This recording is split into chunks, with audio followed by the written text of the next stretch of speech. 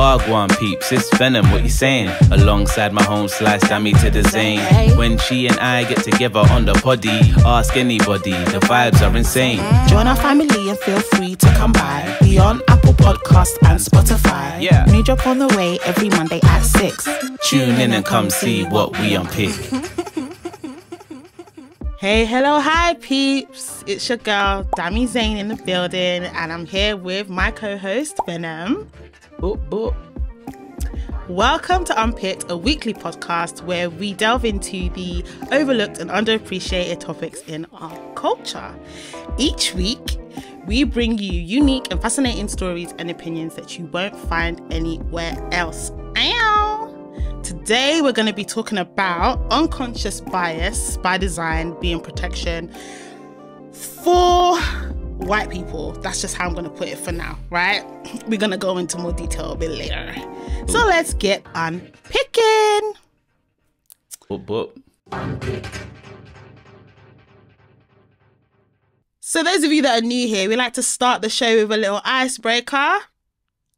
This time we're doing something that we call game time. We have a leaderboard. Currently, I am on 15 and my co-host is on 10. Damn. Peak. Can't even remember how many rounds we've had now and what round we're on, but I just know that I'm winning and that's all that matters. Basically, we ask each other 5 questions each week. So I'm taking the reins this week and Venom will take the reins next week. Multiple choice out of 3. And then at the end of the season, the co-host with the most points gets to pick a forfeit or a dare or something for the other person to do. Venom. Yes. Are you ready? Born ready.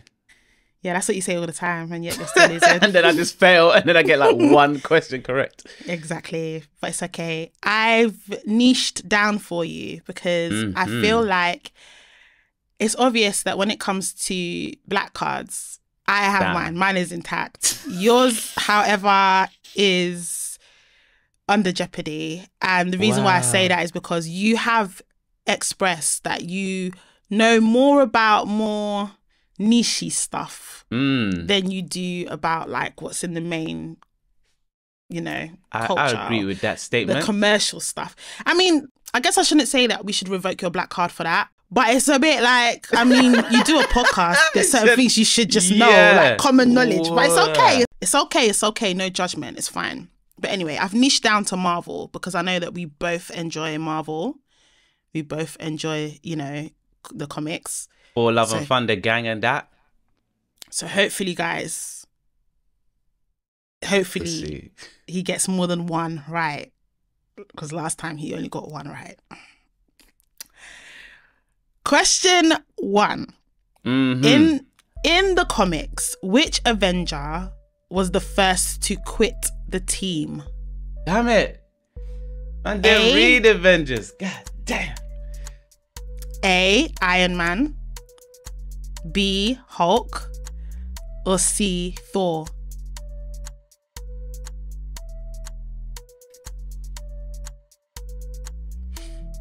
I'm going to say Thor. I'm sorry. God damn it. The answer is Hulk. Question 2. In Thor Ragnarok, which character says the first line? A, Thor. B, Loki. Or C, Korg?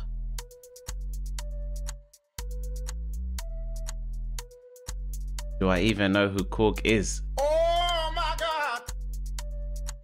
I'm going to go with Loki. I'm really sorry. The answer is Thor. Question 3. In the first event, I'm just thinking I'm going to get my Marvel card revoked as well. It's peak. It's so peak. Ask me questions about music, as in sine waves and technology I'm playing. You know what we're going to do to make this fair next time? I'm going to ask you like the artists and stuff that you are interested in and I'll try and get questions around No, that. I'm playing. Okay, because I feel bad, you know. Because I don't know shit. No, don't talk badly about yourself. You said you don't know shit. You do. No, I'm playing. It's just the questions I ask. No, your questions are fine. My interest, like knowledge base is very, this is all I care about. Okay, I guess if it was producing questions, you'd probably Would I? I might have to test you. I might have to text you next time. Question 3. In the first Avenger movie, how many Avengers did we actually see? A, 7, B, 5, or C, 6? Take your time. Man can't even remember the first film. All I can remember is the last film. Oh, man. Oh, man. Fake. Man's gonna get no questions correct. Right. Captain America, the Hulk, Iron Man, Black Widow. I would have said Thor, but is Thor even in the first film? He must be. Who else is there? I'm gonna say 5. I'm really sorry. The It's the answer sixth. is 6. Who's the 6th? I'll tell you offline. Question 4. Which Marvel movie has the shortest running time? Okay. So the shortest movie. Yeah. A, The Incredible Hulk. B, Thor, Love and Thunder. Or C, Ant-Man and the Wasp.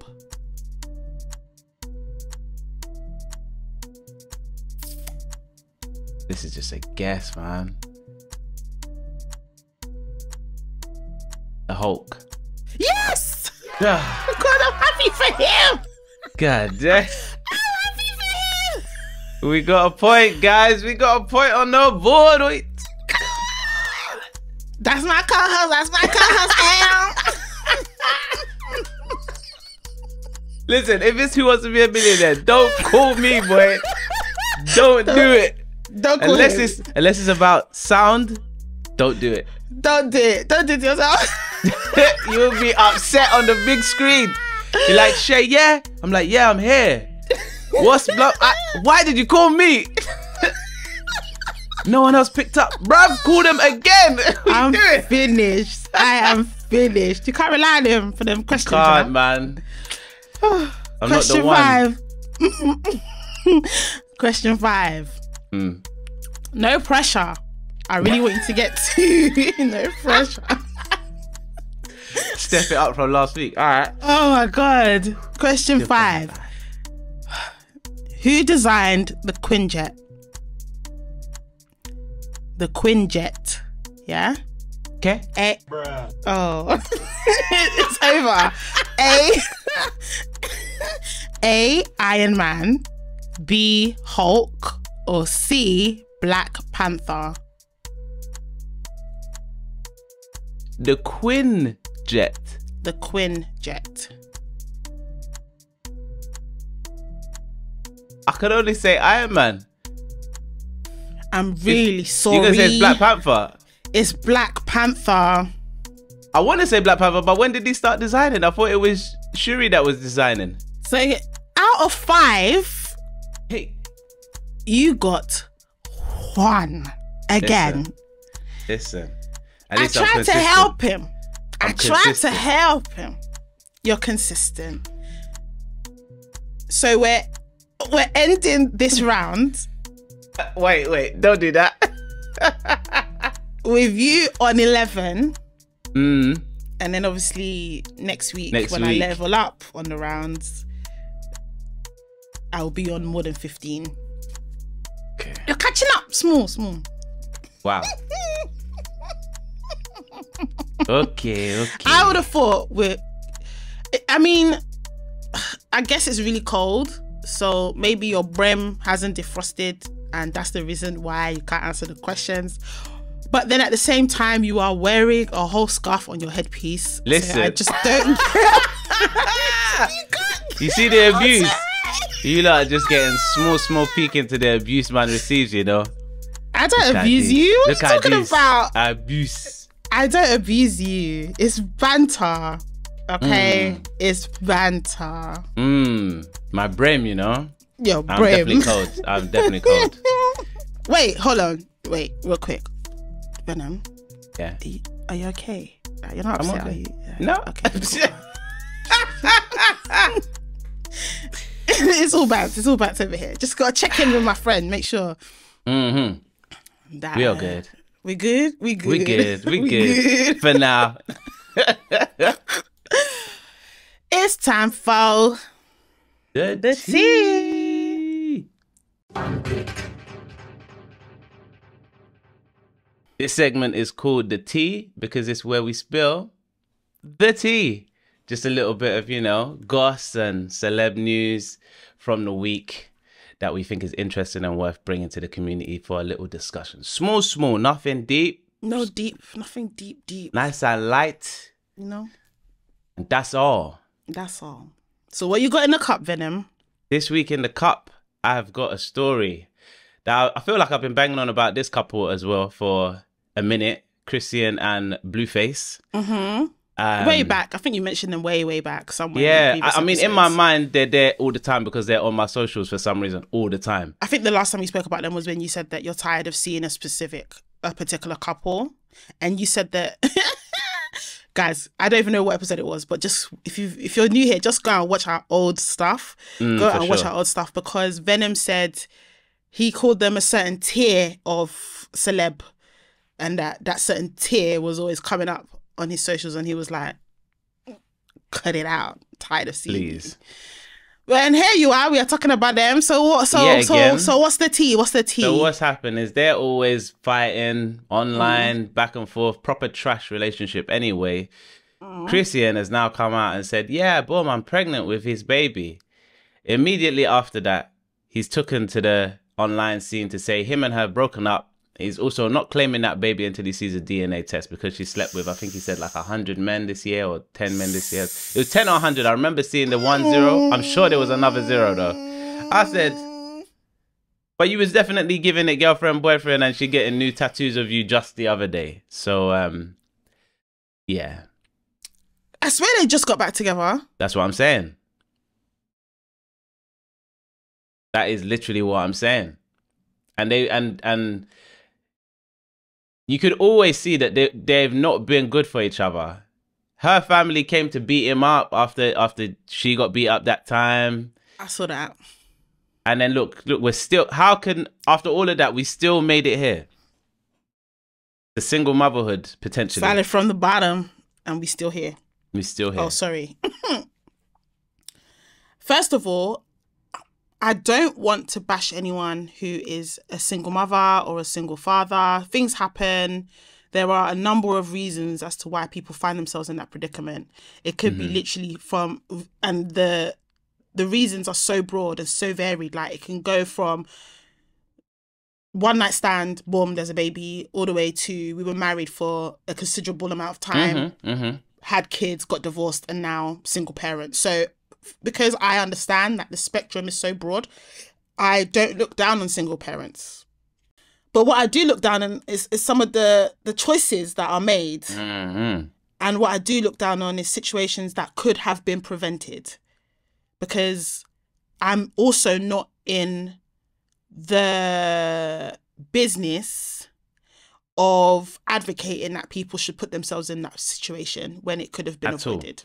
At all. So as much as I don't judge single moms or single fathers, but I will judge a situation if I feel like you could have avoided that actually because you didn't think about this. You didn't at all do things correctly. In this situation, if I was my girl's friend, her friend, I'd be saying to her, sis, you need to leave him. One, you should have left him because the relationship is not healthy. At all. It's not healthy. And then if you now get pregnant for the guy, I mean, it only takes one time, but there's family planning. As women, we can make certain decisions to ensure that we're not getting pregnant as much as we can. Like, if you did all the right things and then you still fell pregnant, that's God's miracle, isn't it? You know. But if you're not doing that and you're just flinging the pom-pom for everybody, or even if flinging the pom-pom for your man, you know you don't want to get pregnant, you're not using any protection, you're not, Yeah, but she's more so celebrating the pregnancy, which is the weird part. Because the reason why she's celebrating the pregnancy is because we're in a society now whereby such things are deemed as okay. Pregnancy out of wedlock is fine. Pregnancy with just a guy you're seeing or a guy that you're just dating is fine. It's not something to be embarrassed about. Back in the day, you got pregnant from regular boyfriend. People were stressing about, oh my God, I'm gonna have a child out of wedlock. Your family disown you. That's embarrassing. I need to do something about that. Like, what are we gonna do? Are we gonna get married or not? That's where gunshot marriages came from. And not to say that that was the right way to go, because gunshot weddings, like, that means you're potentially marrying someone that you should never have married just because of a child. And I don't think people should stay together just because of a child. One, it's not good for you and the partner. And two, that does impact the kid. Yeah. But how do I want to put this? I feel like we're in a society now whereby, like, we know a lot, but we're not applying the knowledge that we have. We know the implications of raising a child in a single parent home. We know the implications of having sex without thinking about potential diseases, without thinking about unwanted pregnancy, or even if it's wanted pregnancy, we're not thinking about mutual. It's not mutual, or your circumstances, like not thinking about, can I afford the kid? Because cost of living is a lot. I've never heard that one, boy. Cost live is a lot. Like, we have all this information available to us. We have all this knowledge. We're in a time where people are always talking. There's podcasts, there's all sorts of like webinars, there's all sorts of social media pages, there's TikTok videos, people on Twitter. Everybody is a expert in everything, yeah. And yet people are still getting it crazily wrong. That's the issue that I have, innit? Like, so no, it's wild. At this point, she wants to be a single mother. One. Two, there is absolutely no freaking way I'm going to be dating a guy that's going to be telling people that I flung my pum to over 100 man, and then I'm going to want to be associated with that guy. There's no freaking way. There's no freaking way. But he already done put hands on her. They already been through the. But this is what I'm trying to say. Through the mud. But that's what I'm trying to say. There's no freaking way. I don't believe in struggle love. What? You touch me once? I don't even. I'm out. Yes. That anyway. That's a tea. Because I could talk about this for ages. Because I don't understand. I got more questions than I have answers with regards to Chrisean. We need to stop celebrating those sorts of dynamics. Because if we carry on doing that, that's all our community is going to be filled with. So we need to stop doing that. And we need to start educating people properly, because you're playing with your life. Your partner, or who you choose to have as your partner, really impacts the trajectory of your life. And who you choose to have a child with, likewise, impacts the trajectory of your life. Mentally, physically, financially, everything. So I don't know why people take those decisions so lightly. Anyway, moving on. So, our Have You Seen segment is basically a space where we can just banter about what we see on social media. It could be Instagram, it could be Twitter, it could be TikTok. So, Venom. Yeah. Have you seen this trend? It's not a trend. What had happened was someone posted on TikTok, someone posted a video of a celeb, I forget her name, as usual, on brand, with a BBL. She was performing. And over it, they put that song, These BBLs killing y'all. And the thighs don't match. Well.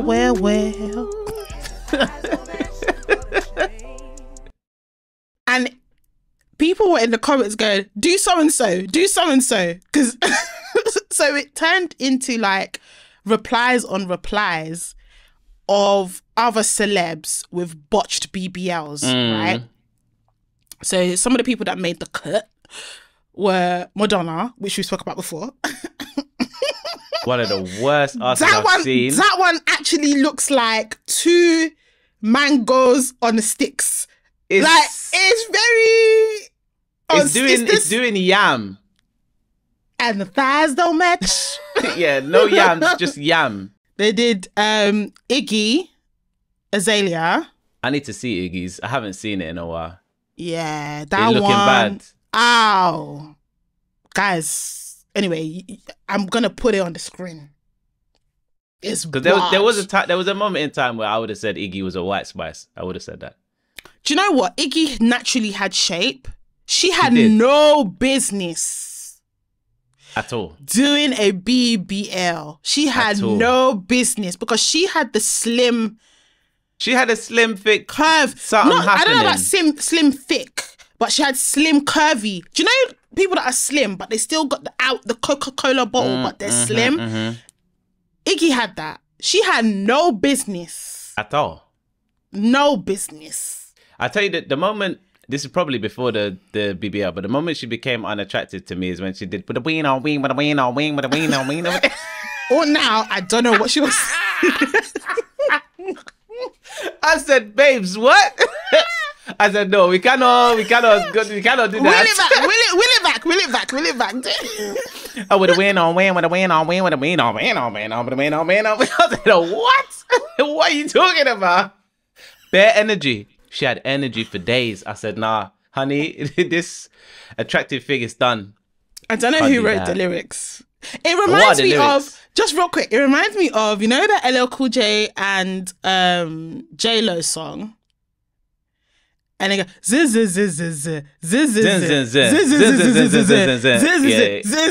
like, it kind of reminds me of that. forgot about that song. Because it's kind of like, oh, so you couldn't think of no lyrics and you thought, let me just fill her. Do you know what I mean? Like, just and I'm gonna try and make it seem cool, like And you know what's funny? And the more I listen to music now, sometimes I'm like, certain bridges didn't need it. We could have cut that out.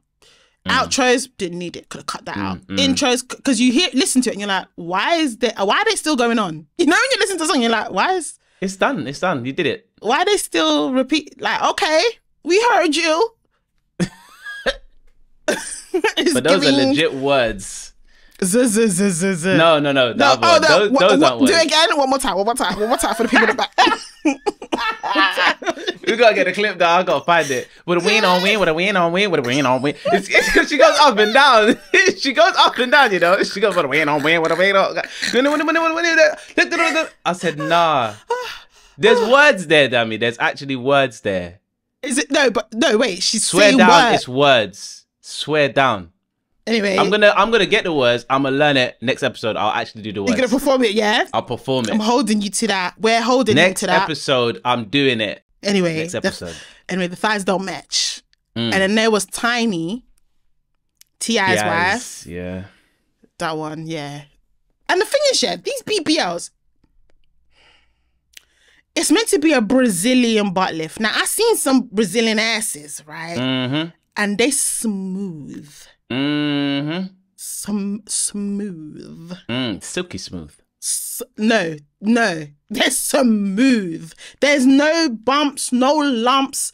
The ass is smooth. I'm seeing these BBLs. It's lumpy. It's looking like potato mash inside a plastic bag. Not the creamy mash. Not creamy 'Cause that's mash. the Brazilian smooth. This is home mash. I used a fork and I didn't and I put, mashed potato. I used a fork to mash the potato. I didn't put butter. I didn't put cream. I didn't put And I milk. only boiled it for 5 minutes. And I boiled it for 5 minutes. So the potato is not even cooked. So it's chunky. Consistency. Do you understand me? It's chunky. Okay? Consistency is all a mess. Them BBLs have crates like the moon. It's not smooth. Okay? It's not smooth. And then someone had the gall to add Cardi B, and people in the comments were like, I don't know why you're trying to bring Cardi B down, because Cardi B's actually looks smooth. It looks seamless. It looks like the real She deal. actually has thighs. It's not Well, massive. she got the thighs to match. I think the thighs are to match. Kinda, yeah. It's more matching than Iggy, Madonna. Oh, no. She matches. Tiny. She matches. They should have put Kim Kardashian, because Kim Kardashian don't match. Didn't she like amend hers though to make it? It still don't match. Okay. Kylie Jenner's one matches. Kylie Jenner's one looks like Legit. what Iggy was trying to achieve. Okay. It looks real. It looks like that could be her body. Yeah. But Kim K is, again, Kim K was ridiculous because when I saw it. her thighs are very skinny. She got really skinny legs. She got like Madonna. Yeah. So even if she downsize the booty, because the thigh look like twigs, it still don't work. You know, those of us that have natural booty, you know that 50% of your booty is your thigh. Let's not cap. Let's not cap. It's the thigh. When the thigh is chunky, and the booty is chunky, it makes sense. Everything is like one big chunk, like, you know, shapely, but it's chunk. Look at how those South African girls are built. Nah, they're different. You know what I mean? They got the thigh to match. There was a video. Should have been the. Have you seen? There was a video someone made, black guy, about how he's coming back to South Africa because the women are just built different, and then he did a montage of just South African women. Oh no, South African women are different. The Nyash is next level. If I was gay, I would only date South African women because I'm a bum girl anyway. I would be going for the boob, for the buttocks, the bum. Give me the yams. Can I get to the yams? Whew. Sweet yams. Come on. Show me the way. Oh, I got bills to pay. Come on. Can I get to the... Listen. Maseko should have been South African, or he needs to go perform that in South Africa. In fact, he doesn't, because I don't need to see that. I'm trying to stay, you know what I mean, as just peaceful as possible. You're I a don't married need the man. stress. You're not in bad I don't life. need the stress. As for me, single girl, but I'm not gay. Whatever, bad energy. As for me, single girl, South Africa, I bought my one-way tickets. Listen, but I said this before in the past, that I do pre-girls. I can appreciate. I'm not blind. And I'm not delusional. Exactly. So if I see it, I'll be like, wow. But what if one of them girls with a thick yams from South Africa just looked at you and said, hey, dummy, let me come put this thing on you still. Have you seen Chucky, the podcaster from Half Cast Podcast, I believe his podcast is called? He got hit with a question. On his last podcast by a guest, which is a dilemma, which I wanted to present you with, see if you had an answer or not. So this is why I couldn't let you know before. So the dilemma was, you're in bed with your partner. Yeah. You wake up, they wake up, and they have switched with your father. So their body switch. Pow, pow. So now inside the brain is of my your pops. partner is your dad. And inside the brain of your dad is your partner. And the only way to undo it is you have to sleep with one of them.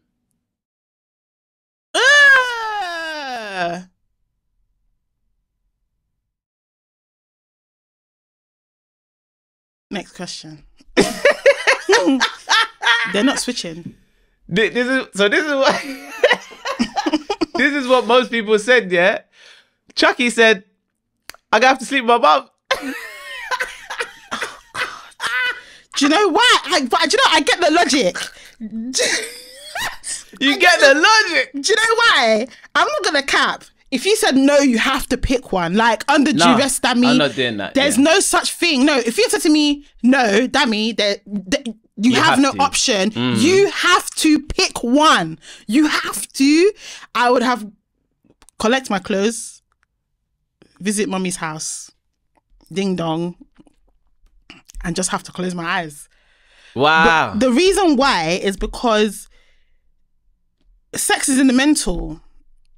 If I sleep, even though it's my man's body, which I am attracted to, knowing it's my dad's mind in that body, first of all, it's a two-way thing. First of all, he is sleeping with his daughter mentally. Yeah. And secondly, I'm sleeping with my dad mentally. Like he knows now what I'm like in that way. That's not, you know. Whereas if I sleep with my man's mental in my dad's body, it's just the body. I'll just have to can't look at him. I don't know. I get the thing is, Do you see what I'm trying to say? Sex is different, obviously, for women and men. So your explanation makes sense. It's none of it is making sense. That's what I need you to understand. None of this makes sense. None of this is haram. It is not haram. Okay, none of this is making sense. Yeah. None of this is right. None of this is absolutely disgusting. But if it was like you have to choose one, that would be the one that has the least damage. You think? That's the one has the least damage. I think for you it has the least damage. But I think if you flip that to me. Wait, so Venom, you'd be sleeping with your babe's body, knowing your mom's mind is in that body. I don't. That means every. Because the thing is, it's sleep. Because the man is sleeping with the physical, though. Listen to me. No, it's just the sound effect. Sigh, yeah. Every sigh, every moan. I don't need it. No, but even no. You wait. So when you're there sleeping with your dad and you're getting the thrust, because you're still gonna be your dad's voice. No. But hold on a second. Hold on. You will hear Bay, but it's actually your mum responding to you in that way. Mm-hmm. You're alright with that? Yeah, I don't know. I'm not alright with either, but that's what I said. But the only other option, the lesser of both evils is to close your eyes so you don't see the body, knowing that mentally it's Bay. No, but that's the thing. Is because a man, well, not necessarily, but a man's part in sex is a bit more physical. Okay, I hear what you're saying. It's more invasive because you actually have to put your piece in. Okay.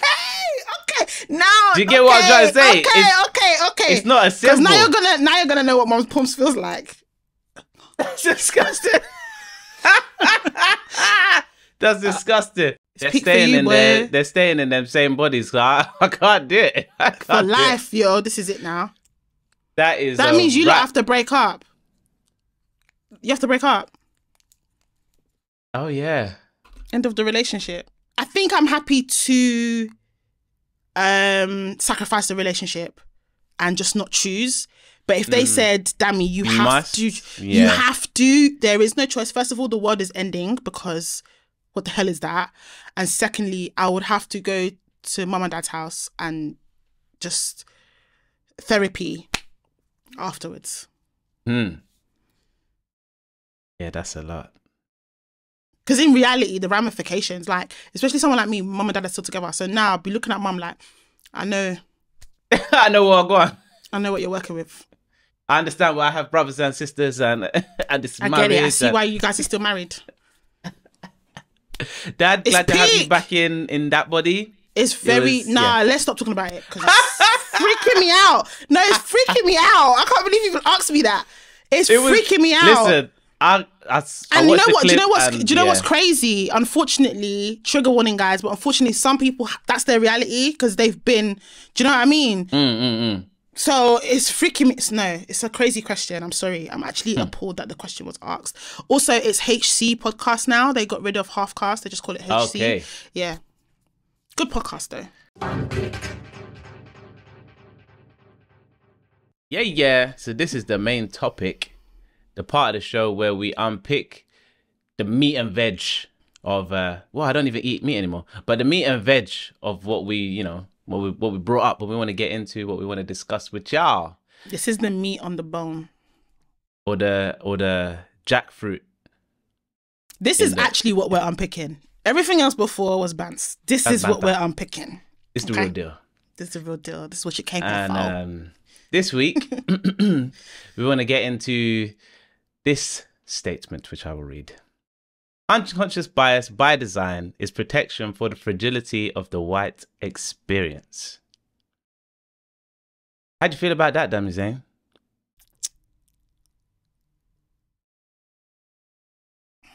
It's a big one. It's a big one. It's a chunky one to unpick. So I don't know if you've seen Prince Harry's recent interviews. Some, but not all. In order to promote his book Spare, which we loosely, very, very, very loosely bantered about last week. Mm-hmm. And he said in an interview, let's go back, right? Let me just give you guys some context. So, Prince Harry is the second child of King Charles. So, really, he's not going to get on the throne unless William abdicates. Unless William abdicates or one of his kids abdicate, maybe, potentially. He might, but it's never going to happen because, anyway. So, Harry has some allowances, I guess, because he knows he's never going to get on the throne. He's got a different life to his brother. So who he marries is important, but it's not so important. He marries a divorcee, an American divorcee, Meghan Markle.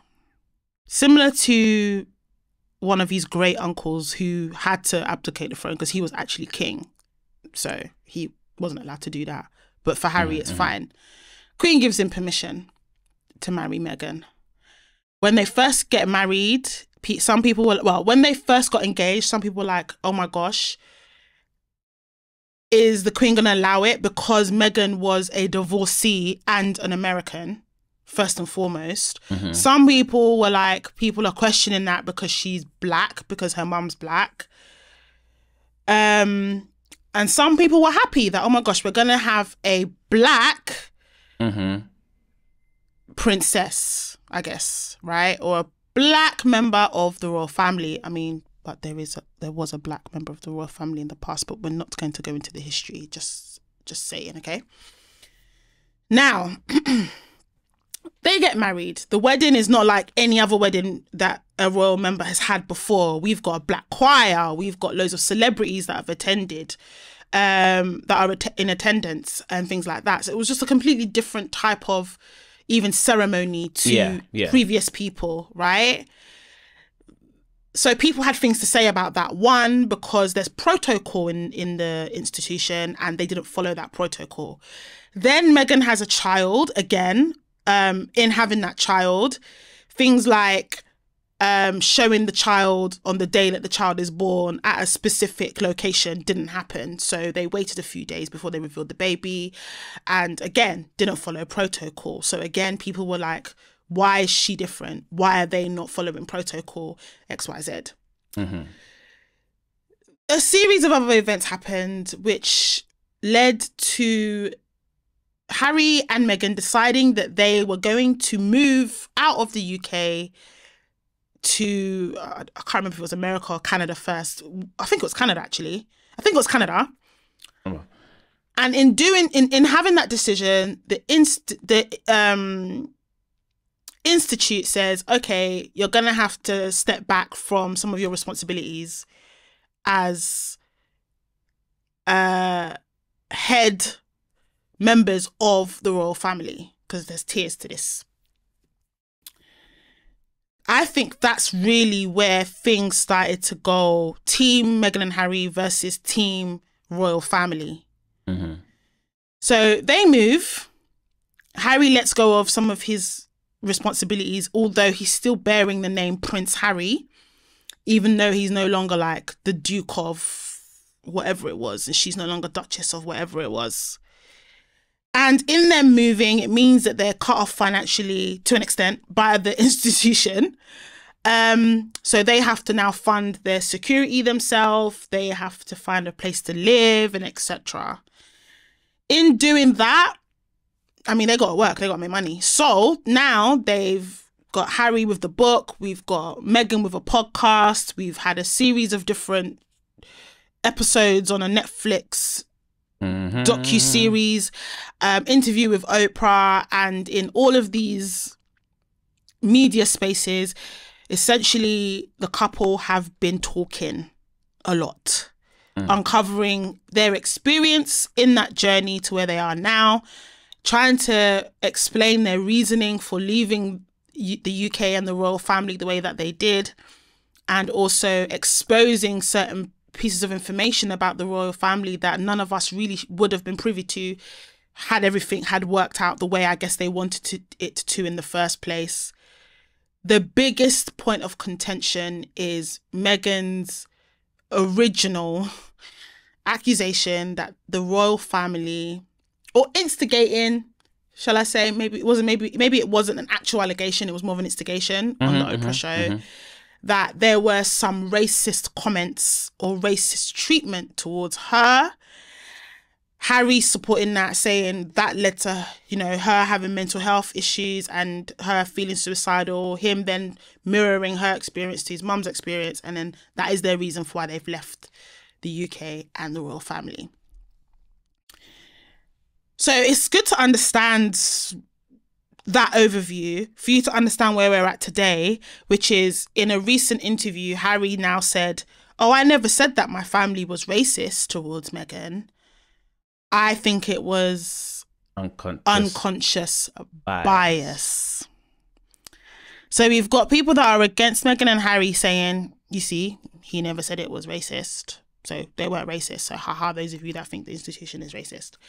And then you've got people who still believe that the institution is racist, saying unconscious bias and racism are two different things. And that's where we are today. We are here to talk about that.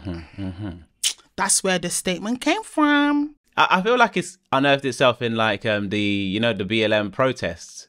Yeah. I feel like that's where this terminology actually comes from.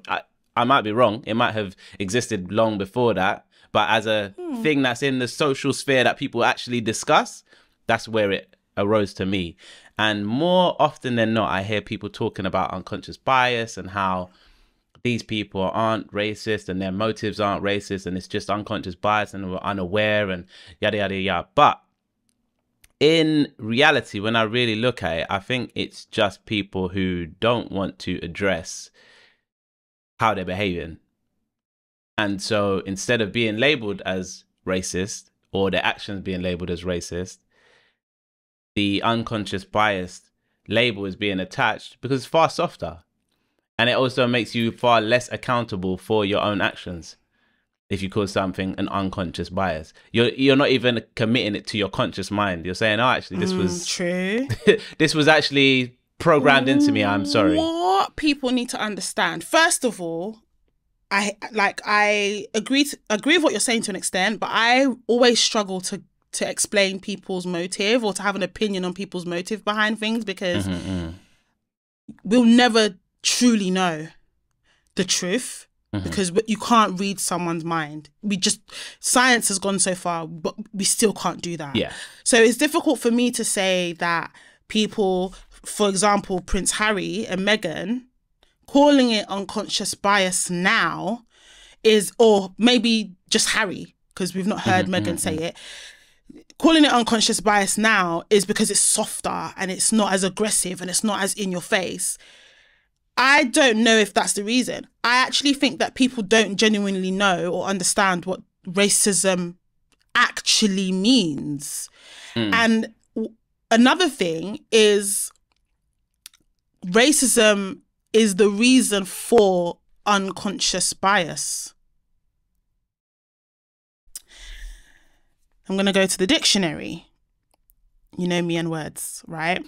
So racism is, as a noun, is prejudice, discrimination, or antagonism by an individual, community, or institution against a person or people on the basis of their membership of a particular racial or ethnic group, typically one that is a minority, or is marginalized. Okay? It's a very broad definition, but it's very clear that it's essentially prejudice, discrimination, or antagonism. Antagonism. That's the bit that is somewhat subjective, because what can be antagonistic to one might not be antagonistic to another. Case in point, Lady Hussey, that situation, I personally didn't feel like, if it was me in Ngozi's place that day, I wouldn't have been offended. I wouldn't have found that antagonistic, because I personally don't associate myself as being British, even though I was born here, right? But I also understood why someone who does will find that antagonizing, and therefore would feel like they are being antagonized in a racial way, and therefore it's racist. So prejudice is obvious, discrimination is obvious sometimes, and this the antagonism bit that is hard to prove sometimes because of the subjectivity around it. If we move over to unconscious bias now as a noun, it is the part of the mind which is inaccessible to the conscious mind, but which affects behavior and emotions. Now, let's simplify it as much as we can. Let's say you live in a society where back in the day, the leaders of that country or state were racist. They openly were discriminatory against a ethnic group. They were openly prejudiced about an ethnic group.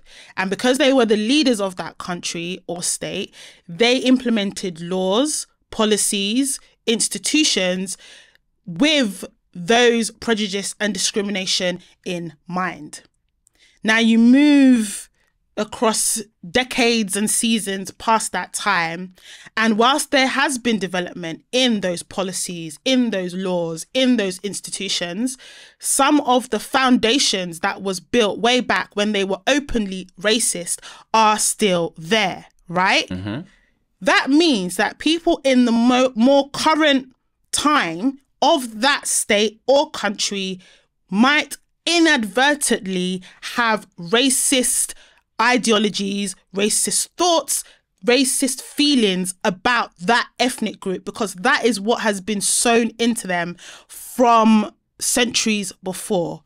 Now, because it's unconscious, that makes it your unconscious bias, right? Are you with me? Which means that unconscious bias comes from racism. It is a byproduct of racism by that logic. So if you're telling me it's not racism, it's unconscious bias, that's not enough for me, because I'm going to be like, okay, it's unconscious bias, cool, but where did that unconscious bias come from? Where does it stem from? What is the foundation of it? What started that unconscious bias about that people? So for me, it's not, it's a protection for the white experience. If anything, it is proof that racism exists and still does. Because if you're not questioning it, and you're not asking yourself, why do I think that? For example, in medical school, they teach people that black people have thicker skin and we don't feel pain the same as everybody else, right? That in of itself is a racist teaching. You might call it unconscious bias because people assume it about black people, but the fact that you have that assumption in of itself means that you're subscribing to the racist thinking of the past, which is that you can flog us, you can beat us, you can whatever, because we don't feel pain like everybody else. Yeah, the pain threshold is different. Yeah. You see what I'm saying? That's why for me, it's not protection. It is proof that the racism is there. I hear that. I don't know if I agree with the... I think it's more evidence that the racism is there rather than proof, and not that there's a difference per se, but maybe my language is wrong. I am saying it's evident. It's evidence. It's the way I'm taking it. It's the way I'm taking the word. I'm taking the word proof differently to evidence, and I don't know why, but that's why I had to say that. But that's fine, because it means that other people listening might take it the way you've taken it. So it's good that you're questioning the word in of itself. But I do mean, when I'm saying proof, you can literally lift proof out and replace it with evidence, and I would still be saying the same thing. It would still mean the same thing to me. I think it's more like proof makes me feel like it's trying to be proven to somebody else, whereas evidence to me is just an example of. Okay, and that's fine. Is the way I'm taking it, and you can take it that way. But like I said, you can literally lift proof out and replace that word with evidence, and my meaning or my intention behind what I said is exactly the same. Yeah. But I definitely feel like it. I definitely feel like it's a shield, because I think a lot of people are not. So in the interview that Harry did, where he first started delving into this unconscious bias, and I never said it was racism, and the tabloids said that that narrative. Yeah. He mentioned, and this is the point that I'm sort of alluding to, that it's if you address it to somebody, like their question about how dark would a baby be, and they're not sure why they even asked that question, then it's fair to say, cool, that's unconscious bias. He said, but then after that point, if you don't address it, then it is racism. Because now it's no longer unconscious. It's been brought to your conscious existence. So now you can challenge it, process it, ask the questions of yourself or whoever. But if you do nothing after that point, that's racist. Everybody subscribes to some kind of unconscious bias. Yeah. Yeah. It's just how you have to tell is. yourself stories to understand the world you live in for the information that you do not know personally. That's right. So some of those stories are not going to necessarily be fair to the people the stories are about. Yeah, that's right. So that's where that will come from. Yeah. However, if you meet a person from that particular demographic and they illustrate to you that one of your understandings, one of your foundational beliefs about them is not correct, and you do nothing about addressing that, then it is racism, because now that person from that group has made you conscious. You understood it not because of them, but when they made you understand it because of them, you still did nothing. Okay. Yeah. So that's why I'm like, it's fair racist enough. after that point. Yeah, fair enough. So my issue with Harry and Meghan, two things can be true at once. I already believe that institutions in the UK are racist because of what I explained in my example before. You know, when I was talking about if you live in a country or a state, that was, you know, and then they've got certain policies, laws, whatever that underpin that state, and then time moves on, but those things are still there. That means fundamentally the racism runs through the culture of that society, and therefore, yes, I do think that there's racism. As a black woman,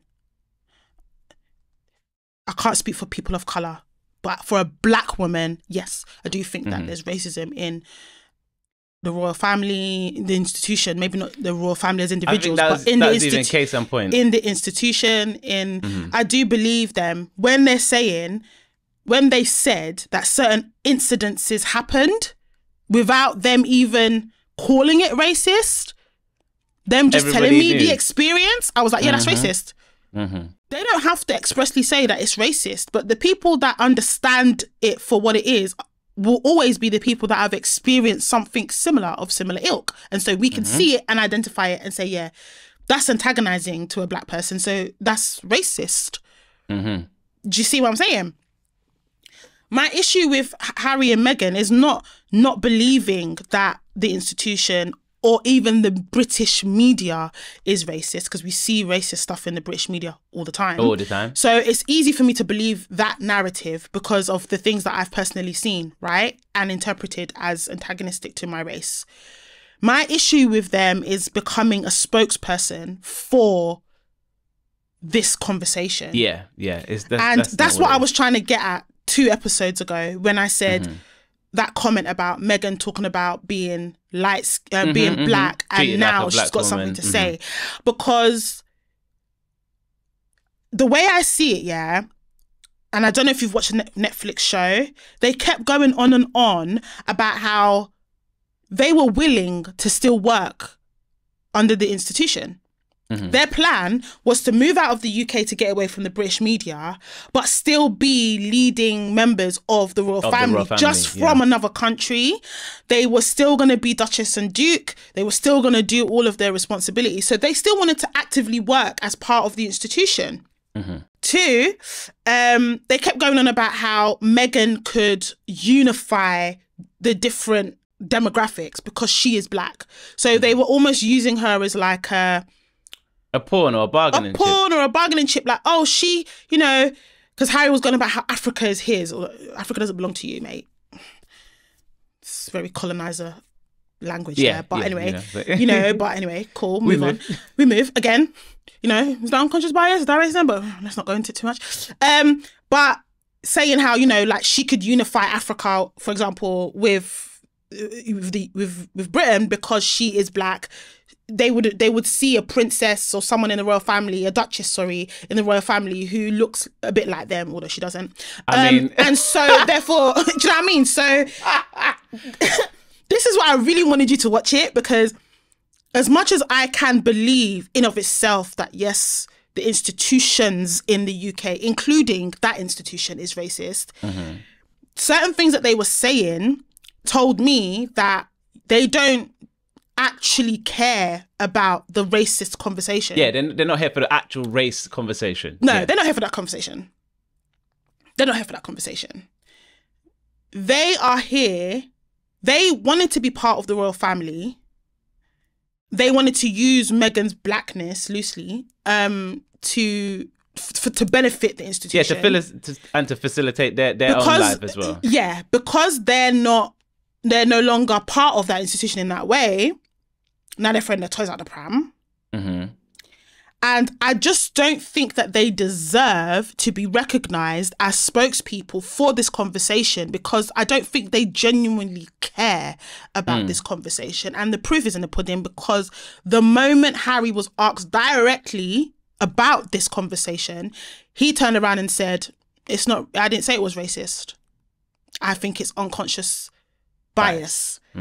So they don't deserve to win any Nobel Prizes, to be considered as like, oh my God, they're finally talking about race. They care about race. They're not doing it for us. They're doing it for their own volition. They're doing it for themselves.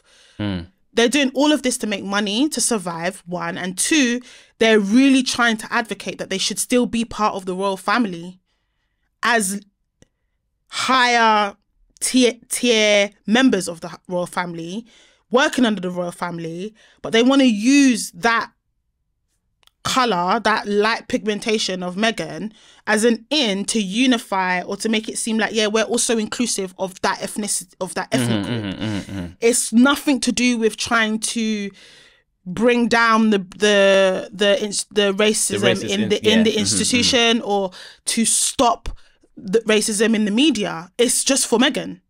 Yeah. So yeah, two things can be true at once. I can believe the allegation, the original allegation, but at the same time, I can still be annoyed or irritated with the way that they've done what they've done. And I can also still see through their selfish reasons as to why they've done it in the first place. I think that the race conversation around Harry and Meghan was an accident. It just happens to be a byproduct of them trying to get back into the monarchy so that they can do whatever they want to do. I don't think they're trying to get back into the monarchy at this point. I think with regards to what their future will be in the monarchy and the institution already know what that will be, and they are just making money and generally distracting the public from Prince Andrew, because all of that is happening at the same time, if you understand what I mean. And there's no media, no headlines, they're small, but you know what I mean. This is why, yeah, when people come on their high horse trying to defend the institution, it's not racist, I'm offended that people think that way, blah, blah, blah. I'm like, how can you so strongly support an institution that is willing to cover a man who did that to those women or has that attitude towards women? And it's not like, because people want to say those girls are lying or whatever, you know, the allegations aren't true. But there've been people that have worked with Prince Andrew who have come out and said, no, he's actually a really nasty man. Like that have actually worked for him. They don't work for him anymore. And they've recounted stories of things that they have seen. He's not a nice person, but you want to sit there on your high horse and be upset with Meghan. So you're not... Are you thinking? Yeah, are you normal? Come on now. Because you're blindly following something that's in your imagination. You so badly want to believe that this institution is perfect. You don't want to accept that people, they are human beings. Yes, there's something majestic about them. Yeah, they're like, in terms of tier system, they're at the top. Yeah. For our culture, for the world, because there's not that many monarchies in the world anymore. They are the biggest monarchy in terms of what people respect and recognize. So I understand, like, it's a big deal. You're going to want that to be perfect. You're going to want to look at it and be like, untouchable. They're up there. Da, da, da, da. But they are human beings. And human beings, by nature, we're horrible. By nature. It takes human beings. Sorry to bring the Bible into it, but we were born with sin. It's not a joke. Like if we just move by our own desires, naturally, most of us are horrible people. No cap. It takes for you to acknowledge where you're horrible and make moves to not be that thing, for you to have good people come out of it. But naturally speaking, we're a horrible race.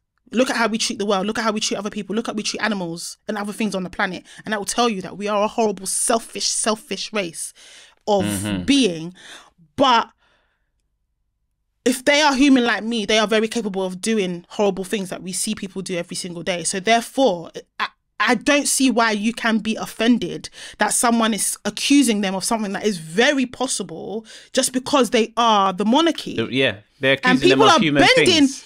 People are bending what we can see to fit their narrative, to fit what they... It's like, you know, when you're in a relationship with someone, and all your friends and family can see that this person is toxic, they're bad for you, they're abusive, they're this, they're that. But because you love this person so much, you've put them on a pedestal so much, you can't see it. Or you see it, but you just don't want to believe. So you start making excuses, you start covering, you start bending reality to fit your narrative. That's what's happening here.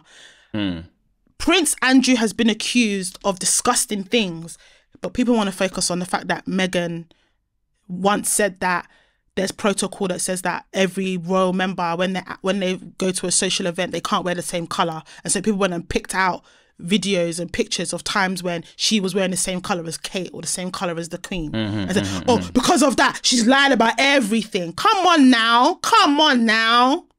No, but to be fair... Come on now. with regards to them too as well, another reason why you can't put them on a pedestal is because one, yeah, as you said, they're doing it for their own volition. Yeah. But two, they're actually not being as transparent as people think, because there's, as far as I know, I haven't read the book myself. I haven't listened to the audiobook myself. But as far as I know, there's not a chapter addressing Prince Andrew in the book. No, and if they wanted to be any type of ambassador for anything, you must speak on the things that are wrong in the institution that have nothing to do with race and nothing to do with you or your wife. But that's all that's addressed. So They're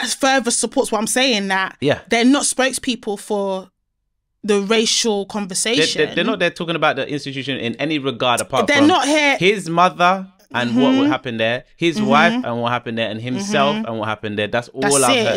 It's all very selfish. It's all very me, I. And I'm glad we've been able to kind of unpick this in a bit more detail, because when we originally spoke about it, we just wanted to, like, again, it was top line. I think it was that. I mean, it was part of the tea. I think. Yeah. When we first brought it up. Yeah. Have you seen? No. Have you seen? It was the tea, and then I think it went through both. It's gone through all stages. And then it became spare, and now it's like the main topic that we're going to actually unpick. But when we first brought them up, I just wanted to highlight that I was tired of hearing their rhetoric. Especially after watching the Netflix show and the docuseries. And I said, I still believe the allegations, which is not going to change because of personal, things that I've seen and things, the way that I've interpreted because of your own unconscious bias. As being antagonistic to my ethnic race, therefore, by definition, is racism. So, yeah, I can believe it, but it doesn't mean that I think that they are upstanding citizens and therefore they are, or not therefore, or that they are leading the race conversation. There are holes in their stories. Yes. There are things that they can and can't say. And the reason why they're sticking to not talking about Prince Andrew is because fundamentally, like I said already today, I don't think that they are against the institution. They want to be part of the institution. I'm not going to say who, because you're not the only person that has done this. But I've even had this conversation about Meghan and Harry and racism in the institution with people that are not black, but think that they're in the same. They think that we're the same. We're not the same. I was meant to say this when you was. Do you know why? Do you know why we're not the same? Because some of you come from places who also kept black people as slaves. Did you know that?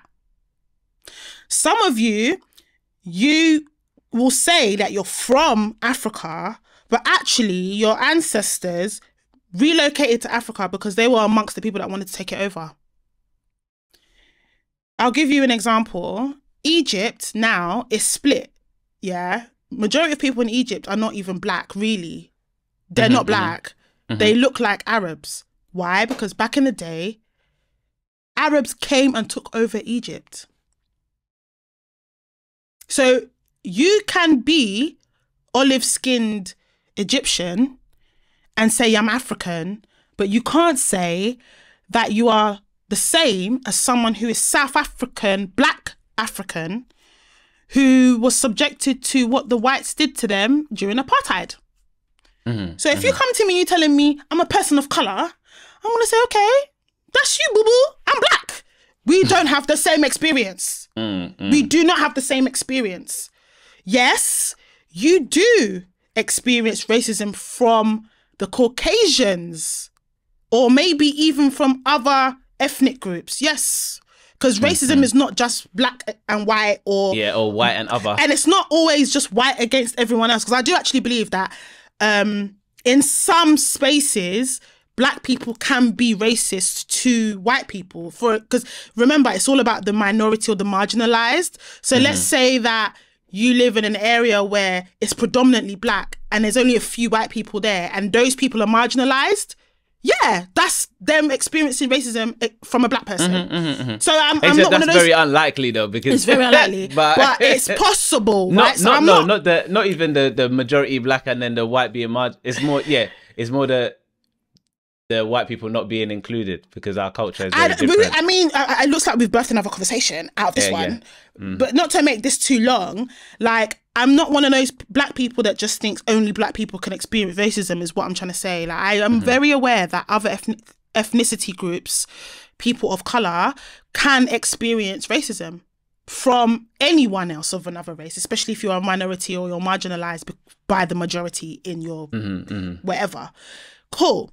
Because remember, I work on definition and that's what the definition is. That's what it says on the dotted lines. That's what it is. So, cool. But don't come to me as a person of colour and try and do we're amongst. We're not amongst.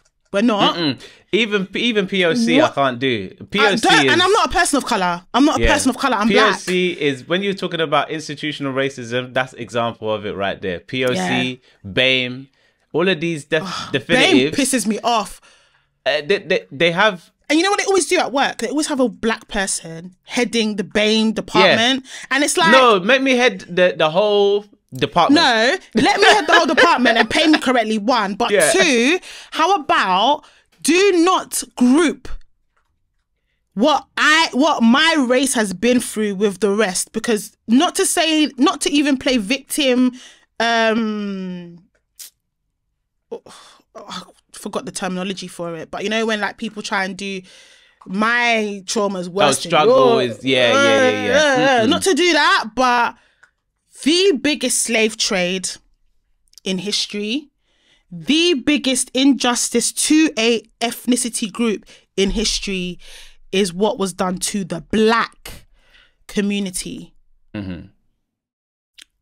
Yeah, everything else was bad. I'm not saying your struggle wasn't bad. I'm not saying you haven't been through things at the hands of the minority of the world. I'm not saying that. I'm just saying that the biggest injustice, discrimination, prejudice behaviour, gruesome, everything happened to the black race. And I would even say also, of course, the Jewish.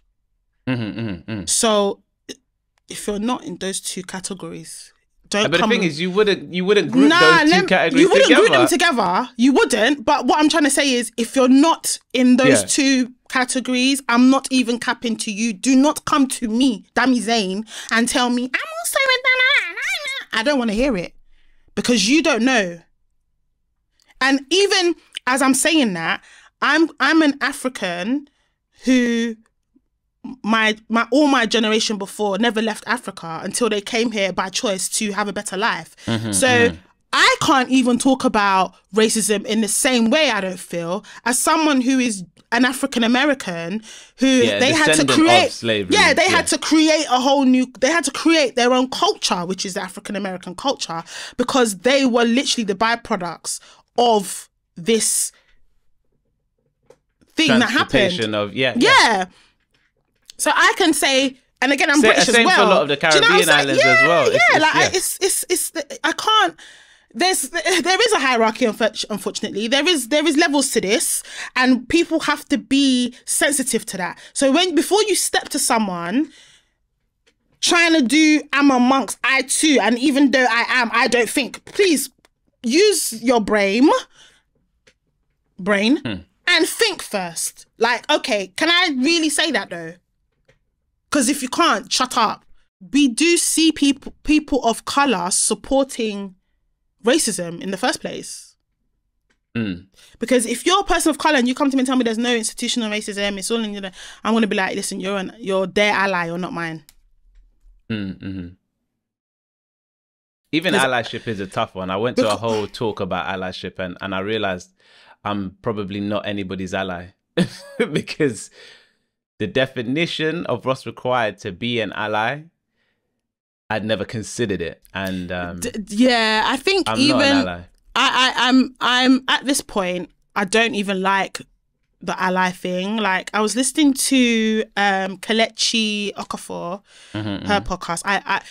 Kelechi she's one of those people I would love to have a conversation with her in person. Like she is so for the culture. I was listening to I can't remember if it was an interview or something, because I listened to a lot of her content, so I can't remember where I heard it, but she was talking about how we need to stop doing this whole cookout thing. And I agreed, I was listening, I was like, yes, this is right. Like when we see like a white person do something that is relatively black, and they were like, they're invited to the cookout, they're one of us. She was like, we need to stop doing that. We need to stop praising them. And I think the thing is, the reason why it resonates with me, because I spoke about this before. Remember I said Afrobeats, and I don't like when white people jump on the Afrobeat track as a remix, and then all of a sudden we're, oh my God, he sang Yoruba, and he sang it well. Oh my God, he's one of... No. But this is the thing. No. Because what they're doing... How can she do the conversation of the cookout and her wife, husband and child... You are double dipping. We're not going to do any Kelechi Okafor. I'm not doing bashing, but you're double dipping. If you're not going to do that. Look, I'm so black. I went and got a black dog because, for the culture. For the culture.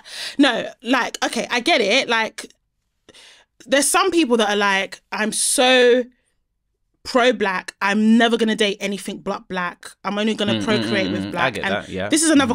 Again, we're going to have to talk about this next time, because that's me. For me personally, I just don't subscribe to the mixing. But that doesn't mean that I look down on someone that does. And that's why I said that there will be no Kelechi Okafor talking badly about. I will not accept that, because... I'm not talking badly.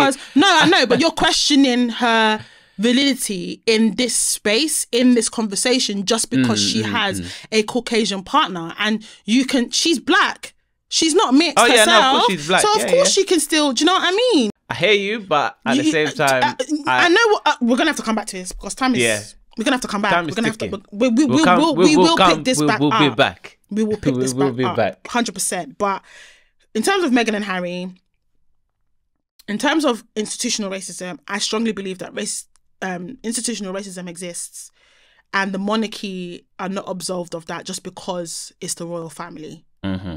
Period. 1. 2, I think black people need to recognise that when Meghan is talking about racism, it's a byproduct of the fact of the bigger picture, which is that they're trying to advocate that they shouldn't have been asked to leave the monarchy, and that they truly believe that because she has a hint of black in her, that she could have been the poster child for what a black person looks like in the family. And actually, is exactly what they would have looked like. It's hilarious, right? And exactly right. And the reason why they're talking so much is not to forward the race conversation. It's actually that they're throwing their toes out the pram, and it's all for selfish reasons. And I think once you understand that two things can be true at once, it completely changes your perspective and on how you look at the whole situation. That's my 2 pence to the whole thing. That's just me, but... No, I agree. And I don't think there's anything wrong with them having their own selfish motives to want X, Y, and Z. I just think that they're being conflated with much wider issues that affect Black people, and they're playing into that. Or at least the media is the media agencies that are selling this work and making money from this are playing into the parallels that exist. Yeah, exactly. And we're gobbling it up, and we shouldn't.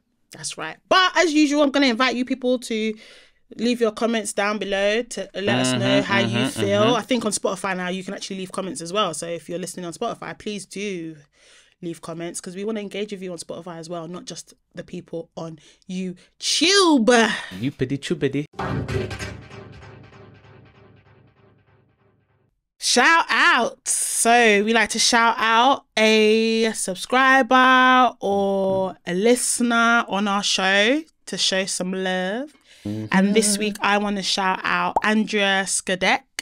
Left a comment on our episode about Beyonce trying to recruit me, and you know, we really appreciate newcomers here, as well as the people that we already have, of course, the family. So I wanted to give a shout out to you. Thank you for watching. Thank you for being part of the family. We really appreciate you. If you want a shout out like Andrea, all you got to do is comment, like, and subscribe. Thank you for listening to this week's episode of Unpicked. We hope you enjoyed the journey.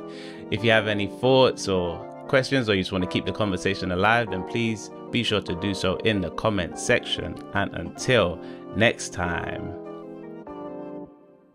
peace. Also remember, follow us wherever you're watching us from. Follow us. Yeah, on Apple Music and on Spotify. Please give us a 4 to 5 rating if you enjoyed this episode. Thank you. Bye.